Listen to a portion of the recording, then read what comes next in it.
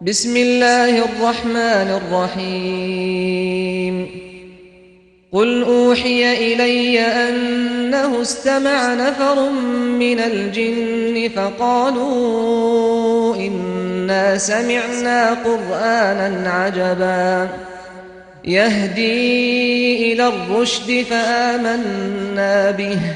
ولن نشرك بربنا أحدا وأنه تعالى جد ربنا ما اتخذ صاحبة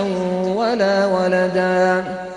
وأنه كان يقول سفيهنا على الله شططا وأنا ظننا أن لن تقول الإنس والجن على الله كذبا وأنه كان رجال من الإنس يعوذون برجال من الجن فزادوهم رهقا وأنهم ظنوا كما ظننتم أن لن يبعث الله أحدا وأنا لمسنا السماء فوجدناها ملئت حرسا شديدا وشهبا وأنا كنا نقعد منها مقاعد للسمع فمن يستمع الآن يجد له شهابا رصدا وأنا لا ندري أشر أريد بمن في الأرض أم أراد بهم ربهم رشدا وأنا منا الصالحون ومنا دون ذلك كنا طرائق قددا وأنا ظننا أن لن نعجز الله في الأرض ولن نعجزه هربا وأنا لما سمعنا الهدى آمنا به فمن يؤمن بربه فلا يخاف بخسا ولا رهقا وأنا منا المسلمون ومنا القاسطون فمن أسلم فأولئك تحروا رشدا وأما القاسطون فكانوا لجهنم حطبا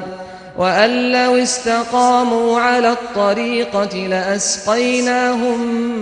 ماء غدقا لنفتنهم فيه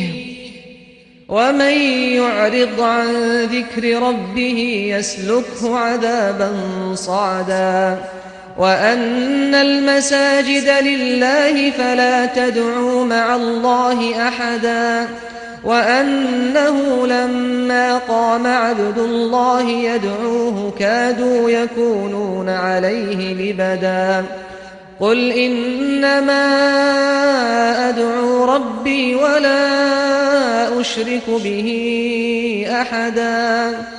قل إني لا أملك لكم ضرا ولا رشدا قل إني لن يجيرني من الله أحد ولن أجد من دونه ملتحدا إلا بلاغا من الله ورسالاته ومن يعص الله ورسوله فإن له نار جهنم ومن يعص الله ورسوله فإن له نار جهنم خالدين فيها أبدا حتى إذا رأوا ما يوعدون فسيعلمون من أضعف ناصرا وأقل عددا قل إن أدري أقريب ما توعدون أم يجعل له ربي أمدا عالم الغيب فلا يظهر على غيبه أحدا إلا من ارتضى من رسول فإنه يسلك من بين يديه ومن خلفه رصدا ليعلم أن قد أبلغوا رسالات ربهم وأحاط بما لديهم وأحصى كل شيء عددا